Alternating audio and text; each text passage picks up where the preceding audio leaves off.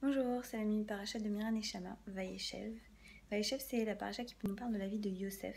Et ce qui est très intéressant dans cette paracha, c'est qu'elle s'ouvre sur des interprétations de rêves et elle se termine sur des interprétations de rêves.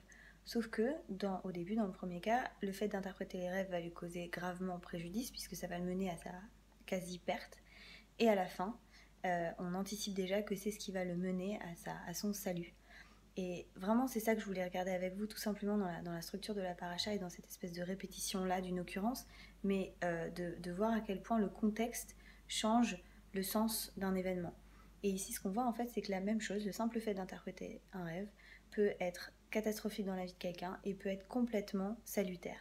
Et donc, ce que ça nous dit, c'est que beaucoup de nos actions sont complètement relatives, elles dépendent en fait complètement du contexte. Et c'était ça la kavana que je voulais partager avec vous aujourd'hui à la lecture de Vayeshev. Et c'est ce dont parle Rabbi Nachman d'ailleurs, c'est qu'en fait, les choses en soi, notre personnalité, nos instincts, notre manière de nous comporter, c'est pas la question, ou c'est pas un problème en soi. Ce qui peut être problématique, c'est quand on utilise les choses au mauvais moment, dans un mauvais contexte, avec la mauvaise kavana, avec la mauvaise intention. Parce qu'on sait que la première fois que Yosef interprétait ses rêves, il y avait quand même une dimension là, un peu de vantardise, un peu de supériorité, un peu d'ego en fait. Et bien sûr que ça s'est retourné contre lui, parce que ça se retourne toujours contre nous, l'ego.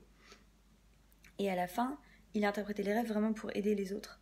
Et du coup, c'est ce qui va l'aider lui. Et donc peut-être que la leçon, c'est ça, c'est pas d'essayer de changer notre nature. Si Yosef, il est bon pour interpréter les rêves, il continue, mais d'utiliser ça avec un peu plus de maturité, avec un peu plus de prudence. Voilà, c'était ça la kavana que je voulais partager avec vous. C'est puissions-nous utiliser nos dons avec maturité, avec prudence, avec conscience et avec recède plutôt à partir de notre ego. Voilà, c'était la minute paracha de Miran Neshama. N'hésitez pas à liker, à partager, à commenter.